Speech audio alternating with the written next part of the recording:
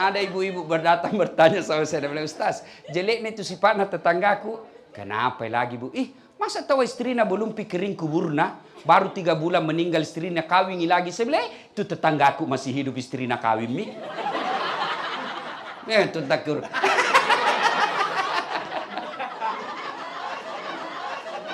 Kalau nak kena maki penyakit gula, dek naga agak nyaman.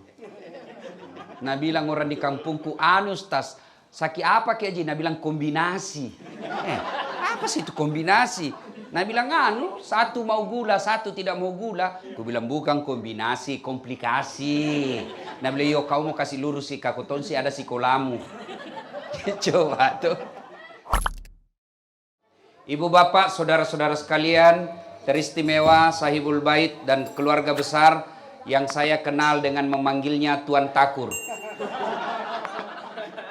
Dan sesepuh kita, tokoh kita dari Sulawesi Selatan, Bapak Andi Matalata beserta keluarga yang insya Allah dimuliakan dan dirahmati oleh Allah Subhanahu wa Ta'ala.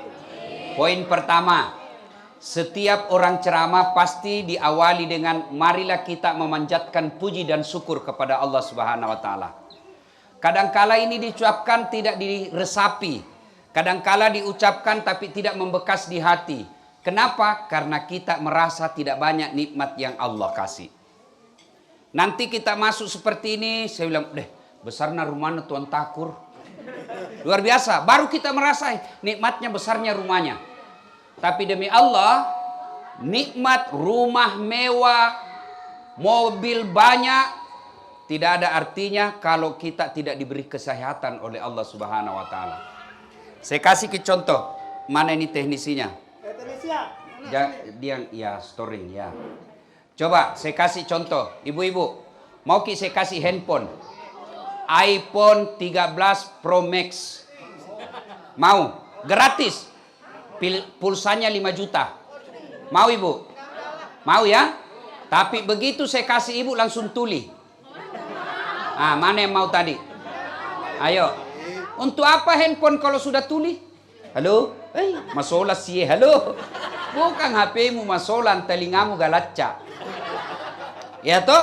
Berarti yang mahal bukan seluler. Yang mahal bukan handphone. Yang mahal bukan jaringan. Yang mahal telinga. Allah kasih, bayar atau tidak? Gratis. Hebatnya lagi nih telinga, posisinya baik. Bapak Ibu pernah enggak bayangkan bagaimana seandainya daun telinga satu di bawah pantat? Halo? Yo, di mana kok? Satu di bawah ketek. Yo, di mana kok? Astagfirullah. Iya toh? Dan hebatnya lagi nih telinga, dia bisa bedakan mana bunyi handphonenya tetangga, mana bunyi handphonenya bapak. Dia bisa bedakan mana bunyi kentut, mana bunyi knalpot.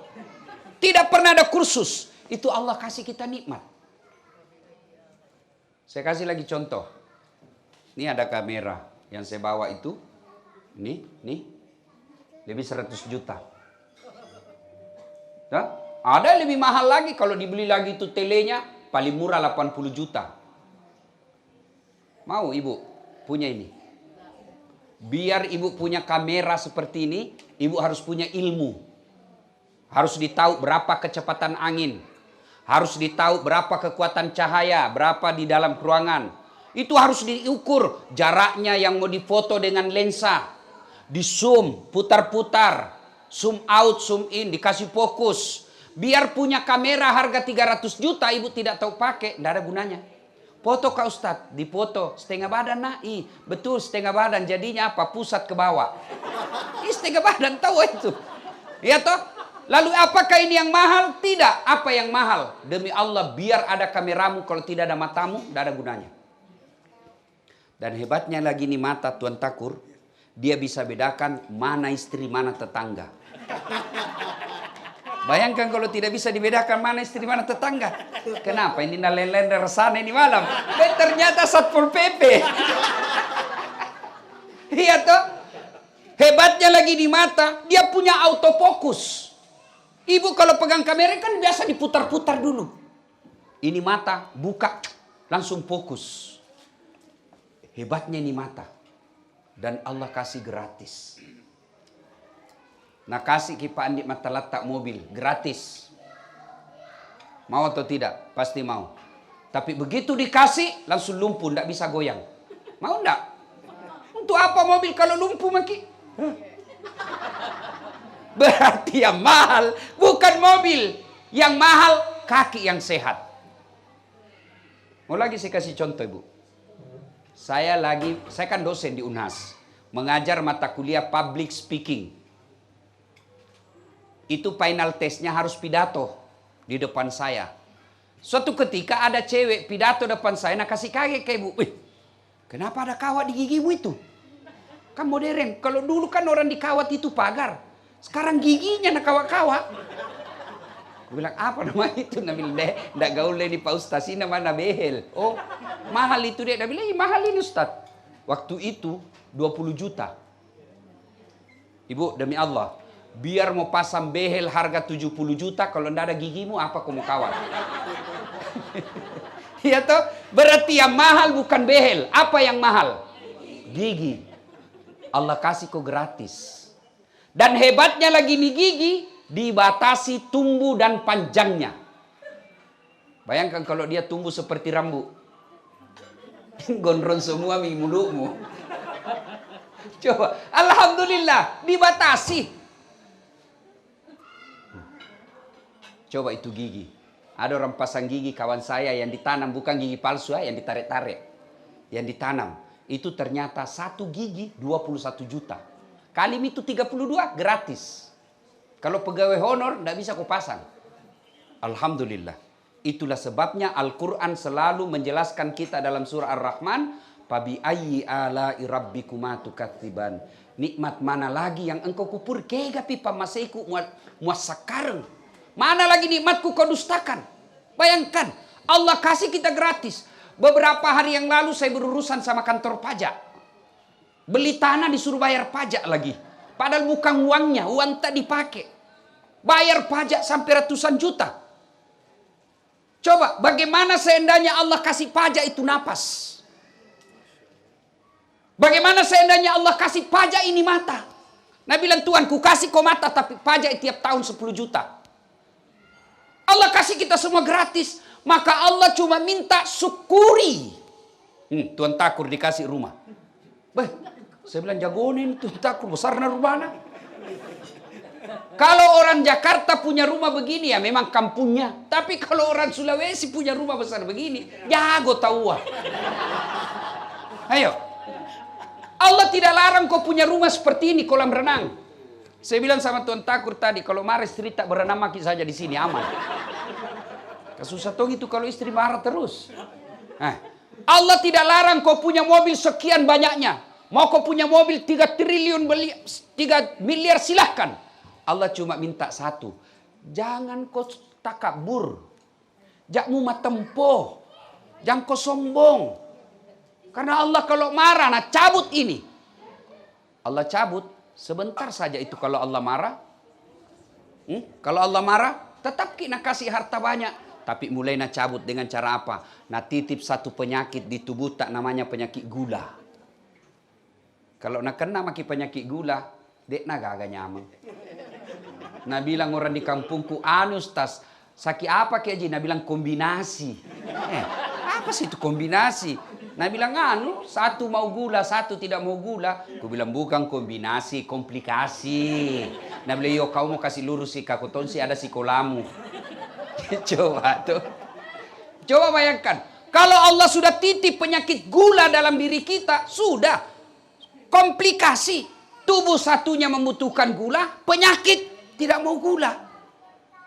Bayangkan kalau Allah. Belum lagi kalau Allah kasih kita penyakit namanya macam-macam nih. Banyak uangnya, tabungannya 7 miliar. Tapi begitu berhadapan meja makan begini, apa nak pikir? Asam urat, kolesterol, ginjal, bayangkan. Dilarang makan nasi. Apa enaknya kalau dilarang makan nasi?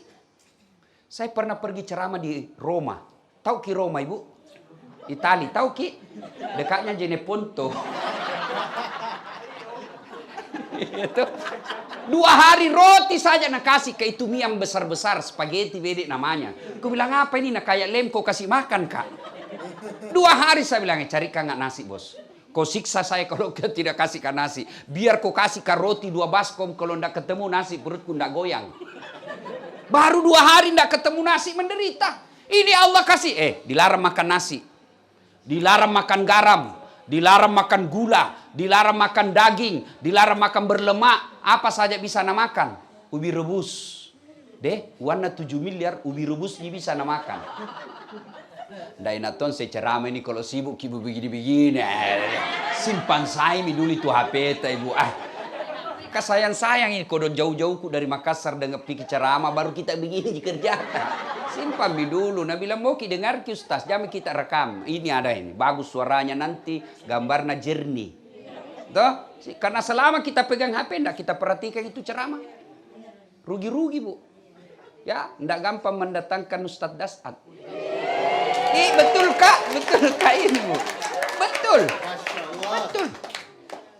7 bulan saya. Jadi kalau datang rugi kalau ibu tidak dengar baik-baik ya. Simpan dulu. Kalau mau ki foto kulayani ki sampai malam. Ada tadi di luar nah bilang, ternyata orangnya kecil juga. Tidak seperti di YouTube. Itulah saya memang kuakui tidak gagah, tidak cakep saya Bu, saya akui. Tapi saya penuh pesona. Mana buktinya? Semua kau foto sama saya tuh. Nah, ibu bapak saudara-saudara sekalian, Allah tidak melarang kita punya kekayaan rumah seperti ini. Allah tidak. Kalau perlu umat Islam kaya kok, supaya kau angkat derajat dan marwah orang Islam. Jangan kau jadi peminta-minta. Tapi Allah minta syukuri. Bagaimana cara bersyukuri? 1, perbanyak mengucapkan hamdalah. Alhamdulillahi Rabbil Alamin. Tuan takur, kita lihat masukin lagi rumah tak lihat lagi. Alhamdulillahi Rabbil Alamin. Ya, masukin lagi, lihat lagi. Alhamdulillahi Rabbil Alamin. Jangan ucapkan dengan lisan dengan benar, kasih dengar telinga. Itu ada bekasnya. Insya Allah berbekas di hati. Apalagi kau sapu-sapu ya rotak. Alhamdulillahi Rabbil Alamin. Itu pasti berbekas, pasti enak dirasa. Jangan cuma Alhamdulillah Alamin. Apa artinya itu? Ada orang biasa bersikir, saya tidak tahu apa nak bilang. Coba lihat di masjid, apalagi masjid-masjid kampung, sama-sama subhanallah dibaca, sama-sama alhamdulillah, sama-sama Allahu Akbar, sama-sama 33, sama-sama mulai. Saya baru 11 dia sampai nih. Karena bilang saja 19. Agak betul tuh 19. Dullah. Itu dullah. Pada cengi cikali. Perbaiki. Alhamdulillahi Rabbil Alamin. Itu cara bersyukur pertama. Alhamdulillah. Wih, tabrakan mobilnya anakmu. Tapi alhamdulillah anakmu selamat ji. Alhamdulillahi Rabbil Alamin. Dapat WhatsApp. Salah kirim. Sudah dijelaskan sama suami. Salah kirim gitu. Alhamdulillahi Rabbil Alamin. 1. Ucapkan hamdalah. Yang kedua, setelah hamdalah, maka yang kita lakukan berikutnya adalah bertasyakur dan bertafakkur. Apa itu tafakkur? Merenung, evaluasi. Rumah sebesar ini jangan sampai kuburku nanti sempit. Rumah sebesar ini jangan sampai nanti menghimpitku di kubur. Enak rasanya rumah ber-AC kamarnya, kasur spring bed, bagus, kita punya merkuri lampunya. Di akhirat di kubur juga nanti kita punya spring bed dan pakai AC. Alangkah menderitanya di dunia besar begini rumah sampai di kubur terhimpit kita. Gimana caranya? Mas sudakako. Jangko seke. Jangko pelit. Nah bilang orang di kampungku kikiri galla paku jambatang. Ibu kutanya ke ibu. Senang suami pelit atau dermawan? Senang tetangga pelit dermawan. Senang mantu pelit dermawan. Tetangga pelit dermawan. Tidak ada orang suka orang pelit. Bahkan orang pelit sekalipun tidak suka sama orang pelit. Iya tuh. Tidak pilih apa kau udah bilang jago piru mana seke ki. Jago piru mana seke sekali itu. Padahal dia juga seke. Begitu jelek nah itu sifat seke. Maka ketika punya ki rumah begini, datang sekampung tak jangki pelit. Datang keluarga tak jangki pelit. Ukurannya itu kalau kita orang Bugis, tempat makan. Ukuran dermawannya orang Bugis kita itu makan. Maka jangan heran kalau kita datang ke rumahnya orang Bugis, mau jam makan atau tidak, pasti napandre ki yolo. Biasanya kan ada orang tamu jam 12 pi, waktu makan pina kasih makan. Tidak. Kalau orang Bugis, mau jam 2 dini hari, mau jam 3 sore, datang langsung sibuk. Nak kasih makan tuan tamunya. Itu salah satu kedermawanan ukurannya makan. Makanya orang Bugis itu beda itu kalau dia di warung dengan suku lain. Kalau orang Bugis biar tidak mau makan, yang penting kasih rame meja. Dimakan atau tidak ramai. Kalau sedikit di atas, na bilang, masih ke. Dek na melu Yandria Gagana. Itu jangan pelit. Dan tolong tunjukkan saya di dunia ini yang miskin gara-gara dia dermawan. Tunjukkan saya orang yang bangkrut karena dia dermawan. Tidak ada itu. Itu di kompleks yang sudut rumah Ustaz. Kayak sekali dulu itu. Cuma karena rajin sedekah bangkrut. Tidak ada. Maka ibu-ibu kalau mau ki kaya, dermawan ki. Ini ibu-ibu ini banyak semua gelannya. Maksudnya, ibu kalau mati ki siapa pakai itu semua? Anak, istri kedua. Pasti mi kawin lagi suami tak. Iya, pasti mi kawin lagi suami tak. Ada ibu-ibu berdatang bertanya sama saya, bilang, Ustaz, jeleknya itu sifatnya tetanggaku. Kenapa lagi bu? Masa tahu istrinya belum pikirin kuburna, baru 3 bulan meninggal istrinya kawin lagi. Saya bilang, itu tetanggaku masih hidup istrinya kawin mi. Itu takur. Iya tuh, orangnya nak tahu. Iya kan? Dia dengar ceramahku begini, mamanya istriku di rumah nak komplain kak. Dia bilang puang, Ustaz, jadi nanti kalau meninggal kak mau ki juga kawin. Saya suruh duduk ki baik-baik. Nah, sini ki sayang. Dengar ki baik-baik jangankan kita meninggal sayang. Masih hidup ki saja. Nah saya berpikiran selalu mau kawin lagi. Ayo. Maka demi Allah kalau kita bersyukur kepada Allah, bersedekahlah. Bu-ibu, ada anak tak susah dinasihati. Salah satu sebabnya karena kita pelit. Kenapa itu suamiku tidak mau mendengar? Karena kita pelit. Ingat, ada 6 sifat yang membuat kita tertolak dari bencana. Satu di antaranya kata Nabi, as-sadaqatu, bersedekah. Jadi kalau rumah tangga tak ribut aja terus kerja, sedekah. Sedekah. Allah kan yang mendatangkan bala, Allah yang menghindarkan kita. Jadi kalau mau ki punya rumah yang bahagia, rumah tangganya rukun akur, sedekah ki. Jadi kalau kita dengar mi suami tak mulai lain-lain, toh, kayak itu laki-laki ada tuan dia bilang, ya nakal-nakal sedikit. Ya, dia bilang, bagaimana tidak Ustaz? Kalau di warung kopi, baik namamu itu pelayan. Assalamualaikum Pak Haji. Mau ki minum apa? Kopi. Pakai gula atau tidak? Gula. Gulanya yang rendah kalori atau bagusnya itu sopan kasih. Bagus 2 tangan nak kasih suami tak. Sekalinya sampai di rumah, bikinan saya kopi. Apa kopi terus kau. Gimana suamimu ndak nambil orang cilaka? Ya. Nah, kita lihat mi gelagak-gelagak suami tak. Ciri-cirinya misalnya tuh yang selama ini tidak pernah pakai parfum keluar. Nah biar pengharum ruahan nak pakai Tommy. Ciri-ciri itu. Selama ini tidak pernah setrika. Nah biar baju dalamnya mau Tommy disetrika. Mencurigakan itu. Paling mencurigakan kalau terima WhatsApp dalam kamar mandi. 70% wajib dicurigai. Nah kalau sudah begitu mi suami tak, jangan kau pergi curhat di medsos. Tak kusangka kau begitu. Dede. Curhat kau di medsos 60 mi umur dah. Datang kuliah itu ibu-ibu. Dede, caleda. Nah, ada tong kuliah itu ibu-ibu. Dede, update status toi. Di mana di kau? Boleh. Daripada ibu begitu curhat, ya Allah, kan ibu-ibu kan selalu berdoanya di medsos. Ya Allah lindungi suamiku. Status ibu itu Tuhan mau baca statusmu. Jadi bagaimana kalau mau curhat? Salat tahajud ki. Kalau Allah lindungi suami tak, biar itu perempuan telanjang di depannya tidak mempan.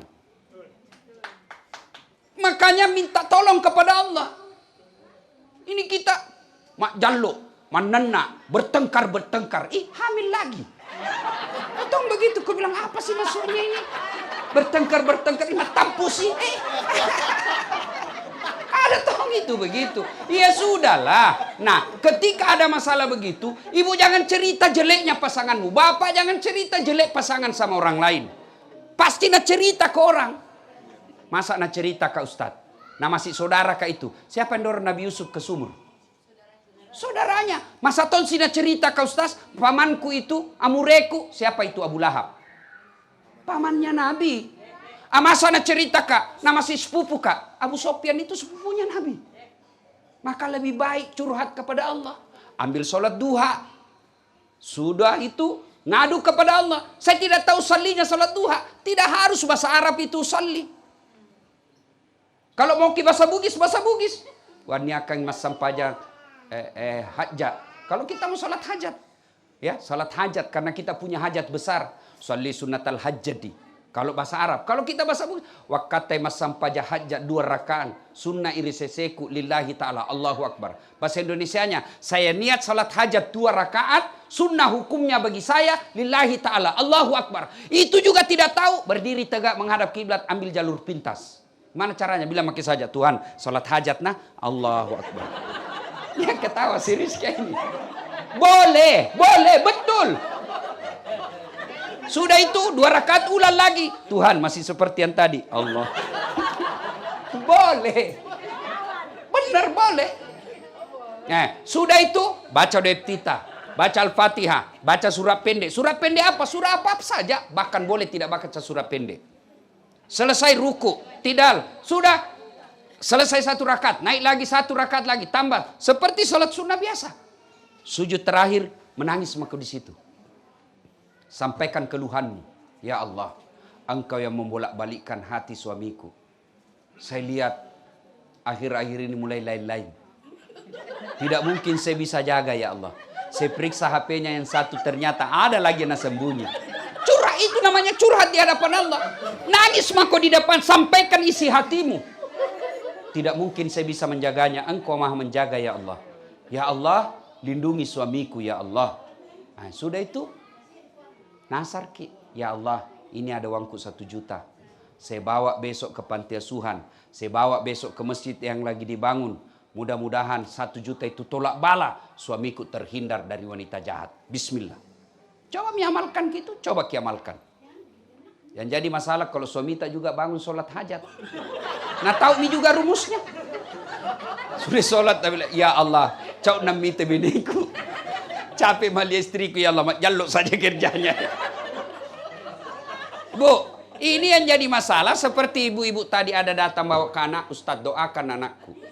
Mendoakan tidak harus bahasa Arab. Salah kalau dibilang Tuhan itu bukan orang Arab, salah. Yang betul Tuhan itu maha mengetahui bahasa apa saja. Gak boleh Tuhan disamakan dengan manusia. Gak bisa, ya. Jabatan ini sementara saja. Tidak selamanya. Kalau mati kau datang kau tembakan salpo, kau kira mundur malaikat tambah maju. Kan? Nah, maka berdoa silakan. Ibu bahkan boleh bahasa isyarat. Boleh. Bahkan ibu boleh seperti ini. Berdoa boleh begini. Ya Allah, Engkau sudah tahu apa yang ku mau baka. Berikanlah. Sudah. Daripada bahasa Arab kita tidak tahu artinya. Dunia hasanah wa fil dia bilang Allahumma ghafir lana wa liwalidayna. Padahal dia minta setiakan suamiku. Bingung malaikat dia bilang, apa maksudnya ibu? Lain di bibir, lain di hati. Tidak harus berdoa pakai bahasa Arab, ya. Bersedekah tolak bala. Maka kalau ada rezeki Allah kasih kita, bersyukur dengan memperbanyak lafaz alhamdulillahi rabbil alamin. Yang kedua bersedekah. Yang ketiga jangan takabur. Takabur itu matempo, sombong. Jangan sombong. Kalau ada keluarga tak miskin, jangkit pandang enteng kasihan. Biasanya itu ibu-ibu paling banyak pandang enteng keluarganya yang miskin. Kalau pergi pengantin, nah lihat cincinnya orang yang palsu. Nah lihat gelannya. Nggak nak cerita tapi baku kop di itu. Gaji agen. Ketawa ki karena begitu gitu. Itu saya saja tadi lewat ada yang bilang, itu ji bajuna watuna di YouTube. Kenapa? Susah kok. Saya pakai baju kau yang sibuk. Ya kan? Nah, jangan orang sombong itu cerita jeleknya orang miskin, jangan. Ibu kalau punya berlian pakai itu berlianmu, rezekimu. Jangan tomak kau sembunyi, pakai emasmu, pakai semua. Tapi dengan catatan jangan kau hina orang miskin. Bodoh nih tuh suaminya. Mau nih itu dekat istrinya baru palsu. Urusannya orang. Namun semua kini pakai yang asli, tapi kan rezeki Allah yang tentukan.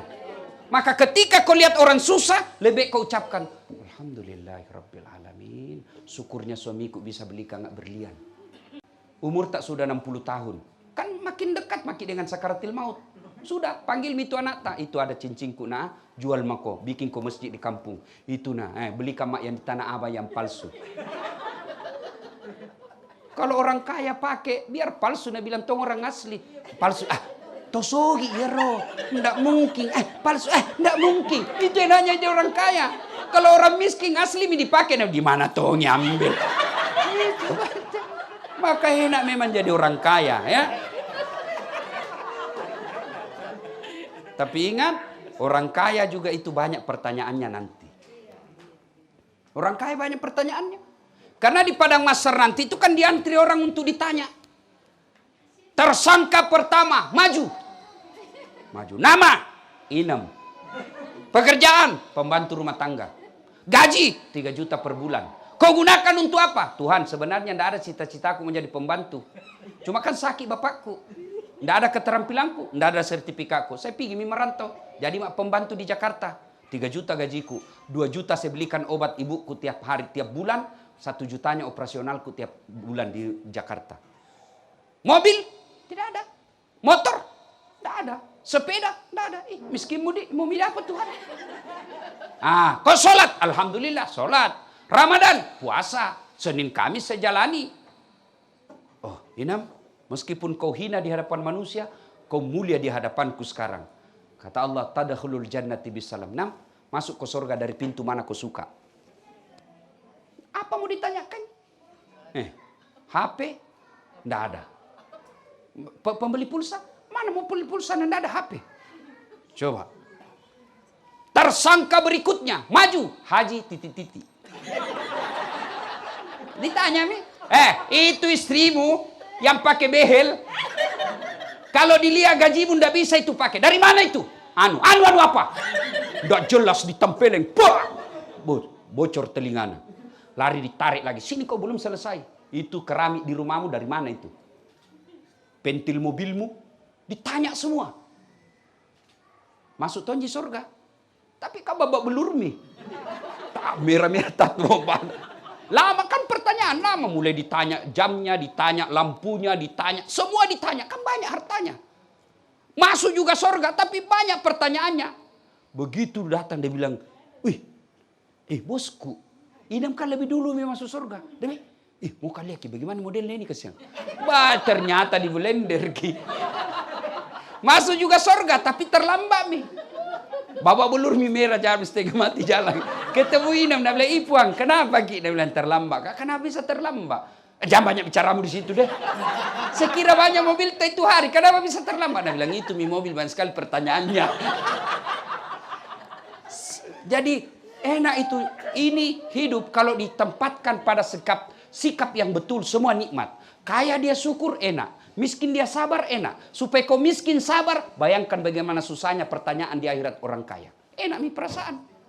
Tapi yang jadi masalah, kita miskin, kita lihat rumahnya orang. Yang mewah, akhirnya kita tidak pernah syukur. Kita kaya, kita tidak pernah bersyukur karena kita lihat lebih hebat lagi. Nah, itu satu. Bersyukurlah atas nikmat yang Allah berikan. Yang kedua yang saya mau sampaikan. Ibu-ibu pernah rasakan hamil? Pernah toh? Enak enggak? Coba bayangkan. Pernah kita tengkurap ketika hamil? Tidurnya kan gaya pasrah. Iya toh? Belum lagi kalau melahirkan. Ibu masih ingat waktu melahirkan? Ada ndak ibu-ibu melahirkan senyum? Mentang-mentang istri menteri melahirkan. Keluar kau nak? Tidak. Tetap. Yang ketiga, kata Umar, begitulah cara saya berterima kasih kepada istriku yang telah menyusui anakku. Masih ingat waktu menyusui, Bu? Apalagi waktu tumbuh giginya. Waktu nagigi, kok gigi kak? Tidak. Cabolo tuh kasih, lepas ko nak, nak. Siang anak na, malam bapak na.